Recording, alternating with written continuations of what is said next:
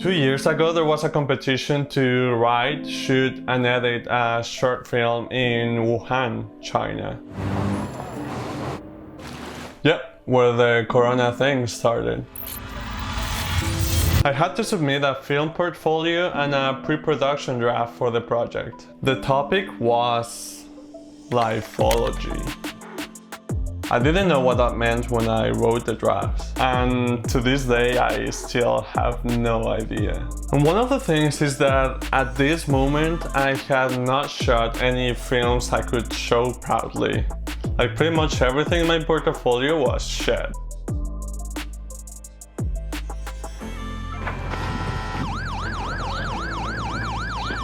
I had done nothing relevant or even decent at this point. But I still gave it a shot because I didn't have anything to lose, so I just sent it and I forgot about it. Spoiler, I made it. I got flown into China.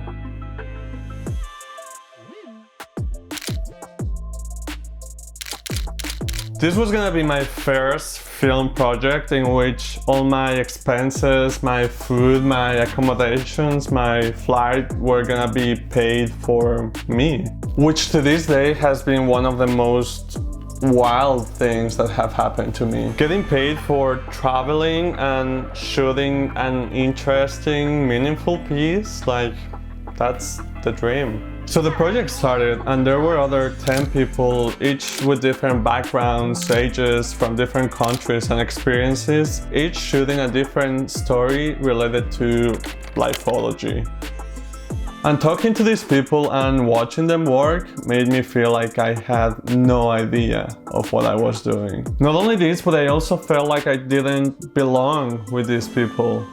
I hadn't shot anything good enough to deserve a spot with this amazing project. I felt that I wasn't as prepared as these people, that I wasn't as good, that I hadn't seen as many films as they had, and I didn't even know how to turn on the audio recorder that I had. Fun story, I had to handle the camera and audio at the same time during the production, which was just a complete and stressful mess. So the first day of shooting comes and I couldn't figure out how to turn on the audio recorder. But I didn't want to be paralyzed by that, so I just knowingly shot everything for the first day without an audio, and I just pretended that everything was fine. The next day I said that I had gone through the clips and that I had found a malfunction with the audio recorder, but that I had solved it and that everything was okay now. Yeah, I'm not proud of that, but hey, it eventually worked out.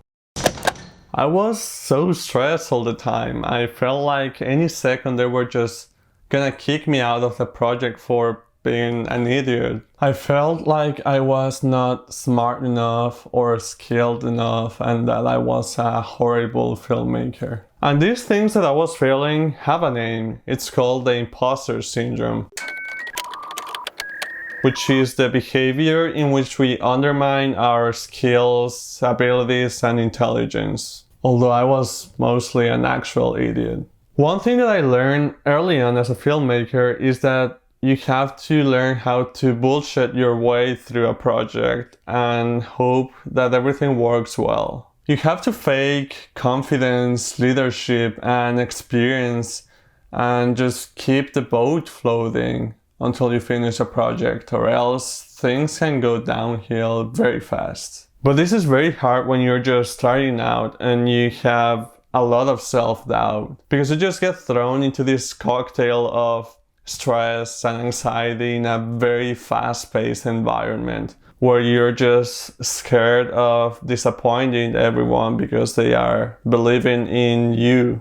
And you start questioning every decision that you make with this little voice in the back of your head telling you how much you suck and reminding you that you are an imposter. Back to my China story, I didn't know what I was doing in Spanish and I had to translate that into English to my team of translators, who then translated that into Chinese. I think it was Mandarin, but I don't remember. So they could translate that into Mandarin so that they could communicate that with the documentary subject, the documentary person that I was shooting, so that he could do something or talk about a certain topic. So you can only imagine the level of confusion and miscommunication going on. In the end, I think I came up with a decent short film documentary that taught me so many things. But most importantly, I really just had the best time. I felt so fulfilled doing this thing and being around these people, facing all the challenges, learning and sharing and creating stories.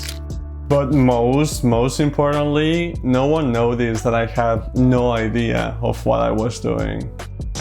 The imposter syndrome comes from a disconnection between your self-perception and the perception you think others have of you. It's an identity problem in which we think our success has been an accident, that we don't deserve it.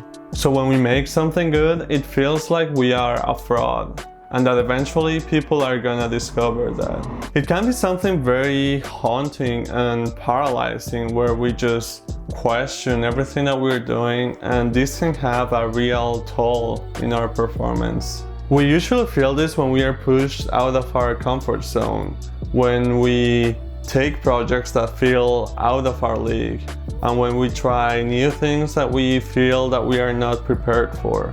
And this reminds me of the time in which I was this little naive baby Walter, when I thought that adults were these mature, healthy people who always knew what they were doing, that had all the answers to everything. And now I'm in my mid-20s, and I'd say that I'm way more confused than when I was a baby. But I've discovered that most people are as vulnerable, as confused, and as scared as me.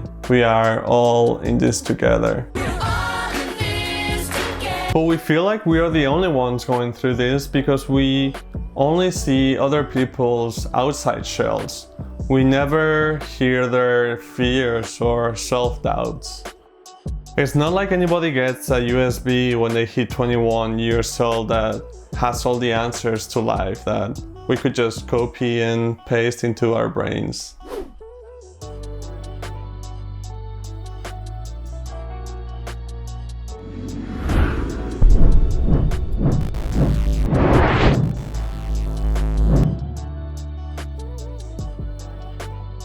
Everybody feels like an imposter sometimes, whether it's your boss, your favorite filmmaker, your parents, or a dumb guy shooting a film in China. And we have to realize that we're gonna feel this way throughout our lives, as long as we keep going into uncharted territory. Whenever we try to do something that we've never done before, it's a form of fake it till you make it, except that this never really ends. But we just have to trust our gut. We have to believe in ourselves, believe that we are valuable, that we are skilled enough, and that we are smart. We have to remember that we were chosen and that people trust us for a reason. You just have to try to keep the boat afloat, because that's the only way we're gonna learn. Your heroes, mentors, teachers, all the artists you look up to, they have all felt like imposters at some point, just like you or me. So we just have to accept these feelings and don't let them stop us. Because you are great and valuable and smart and creative. Some of the pictures and videos were not captured by me. They are actually from some of the other people that were in this trip and in this project with me. I'm just gonna put their names here. So I'm gonna put their names here. And I just wanted to thank you for being a part of this experience with me. I had the best time doing it. And thank you for letting me use your things. Yeah, thank you for watching. This was a fun video for me and very interesting to go back and analyze the experiences I've had. And if you liked this video or found it a bit helpful, you can always drop a like and subscribe to the channel. If you have any other topic ideas that you'd like me to talk about, or if you want to share anything in the comment section below. I would love to read it. And I hope you create something, and I hope you're safe.